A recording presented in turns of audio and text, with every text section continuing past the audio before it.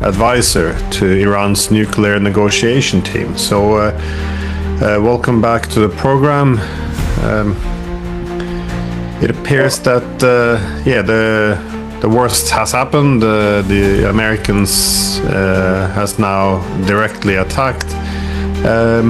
I just wanted to ask a bit about the extent of the damage to Iran, but also the pending retaliation. But if we can start with the damage, what is actually happening there on the ground? Because the messages are quite conflicting.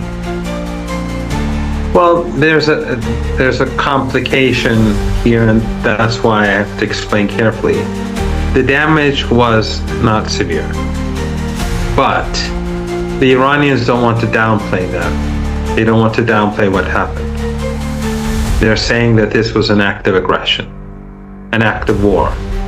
And so they're stressing that it shouldn't be downplayed. But the reality is that the Americans did, the thing that happened is that the United States tore up the UN Charter. It tore up international law, and it has engaged in war against Iranians. And that is something that they will have to deal with, and they will have to face the consequences, and there will be Iranian retaliation. So the amount of damage is not relevant at all. They have waged war, they carried out war, just like Netanyahu.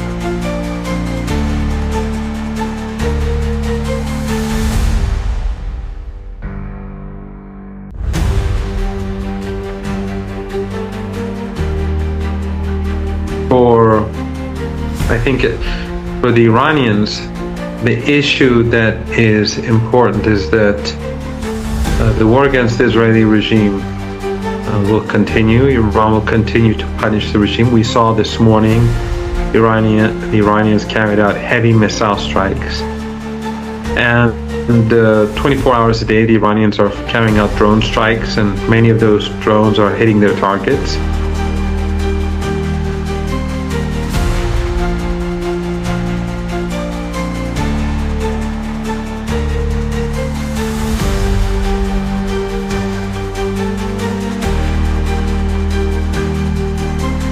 And the Iranians are not going to halt their nuclear enrichment program under any circumstances. In addition to that, I can say that Iran, although they haven't decided, but we are moving closer to Iran leaving the NPT.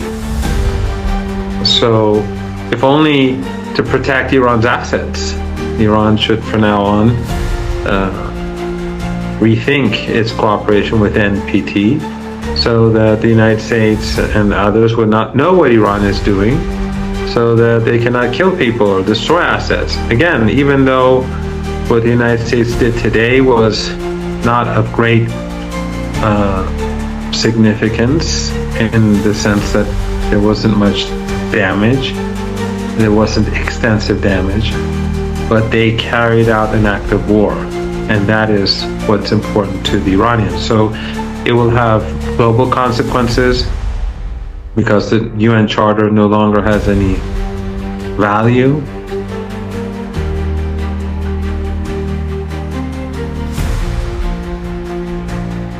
As I'm sure you know, the International Atomic Energy Agency's Board of Governors is a political body. It's not a technical body. And I did a DeepSeek search, and 17 of the members, DeepSeek isn't always right, neither are any of the other AI apps, but 17 of the 35 member states are European and North American. And then Korea and Japan are also permanent members. That gives the West a very clear majority on all issues. And so when the IAEA is used as a tool for Western domination and Western hegemony and to justify aggression, then I think there are going to be serious discussions in Tehran about our future relationship with this body.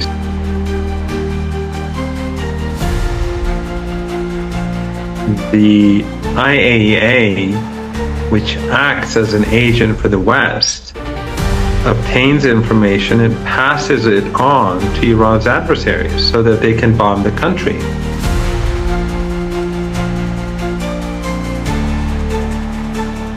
And I think Iran is going to continue to hammer the Israeli regime until the regime becomes exhausted. And it's clear that it's losing. If it wasn't losing, they wouldn't be so keen on and insistent on the Americans entering the war in which they did last night. So, this is not going to change the equation to the benefit of the Israelis. It just further unifies the Iranians. It creates greater concern across the global South about the fact that the United States has gone rogue, just like its Zionist allies in Tel Aviv, and that the Europeans are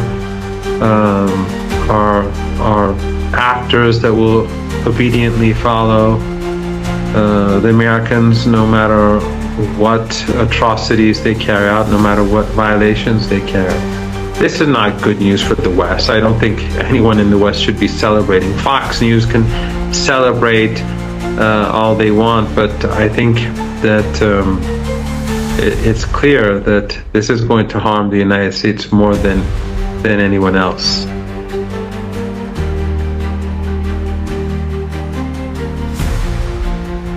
What do you see as likely the targets of retaliation? You think Iran would focus primarily on Israel, or do you think there would be a need to go directly after the US? And well, I guess if the latter, what are the best possible targets?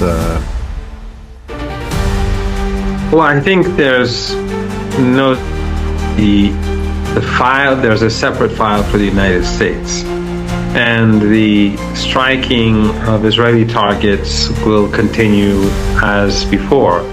And as I said this morning, there was a particularly heavy strike with new missiles that did very significant damage to the regime. And we have to remember that Israel is not big. When Iran strikes an area, it has huge ramifications for the whole country, whereas Iran, on the other hand, is huge. And the Israelis, when they strike, people don't know about it unless they hear the news on social media. So if there's, even in Tehran, if there's a strike on, and you've been to Tehran, if there's a strike, let's say, that hits one side of Tehran, you don't hear about it on the other side of Tehran unless you see it in the news.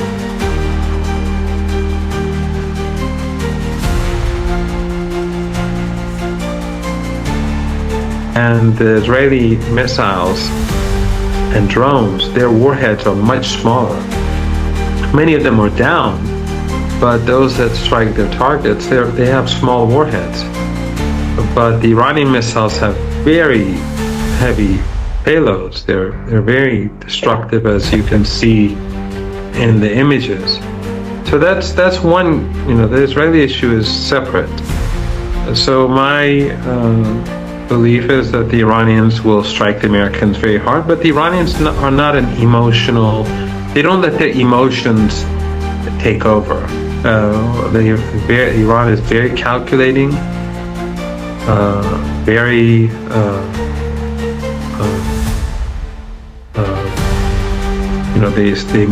they look at what's happened, they analyze the situation, and then they make a decision. So Iran could have immediately struck back last night at, let's say, targets in the Persian Gulf region, for example.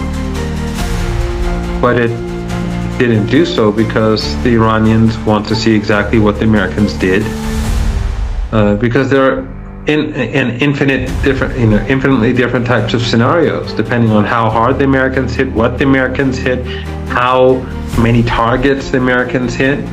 If the Americans hit multiple targets and do a lot of damage, that's a very different thing from bombing a place that's already been bombed multiple times and not doing any significant damage. But still, it's an act of aggression.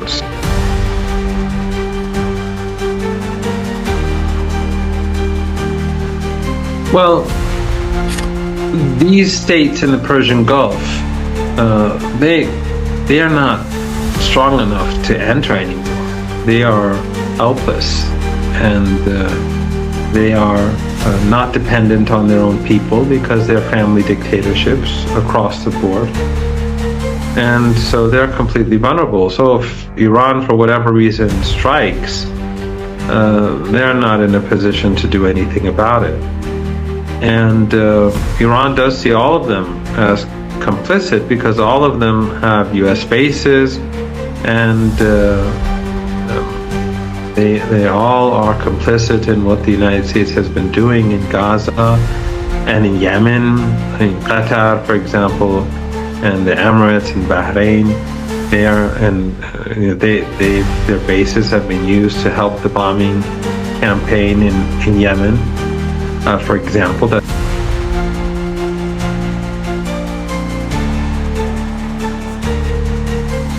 I don't know what the Iranians will do. I really don't have any idea, but I think there will be a balancing act. On the one hand, it will have to be a strike where the Americans are punished, and where the world sees that Iran has hit back at the superpower in a way in which others won't dare to do. But at the same time, Iran wants to show China, Russia, India, Brazil, BRICS countries across the global south, that we don't want to wreck the global economy. It's the other side that's pushing the boundaries, and then it's leading the world towards a potential global crisis.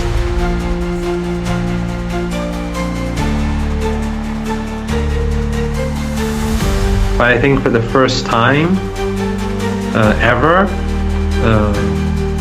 people across the world are recognizing this, and people are seeing through Western media and the narratives created by Western governments, which for decades had a huge amount of influence on perceptions on Iran. But that has changed, I think, and Iran wants to use this opportunity to further marginalize the United States, further marginalize the West, further marginalize the Israeli regime, to show them to be the irresponsible and rogue regimes that they are, and that they are the ones who are putting the global economy at risk, and that Iran is the side that will hit back hard to punish and to create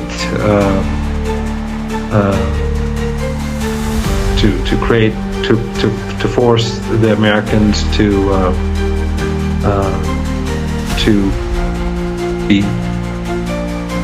take into consideration the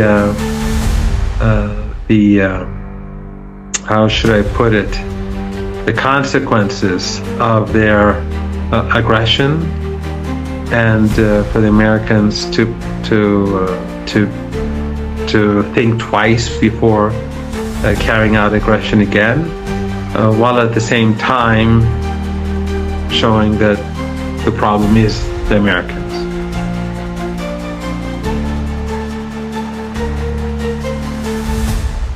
Could Iran, for example, reach the island Diego Garcia in the Indian Ocean, which is used by the Americans? Sorry, it's my ignorance about capabilities here, I guess.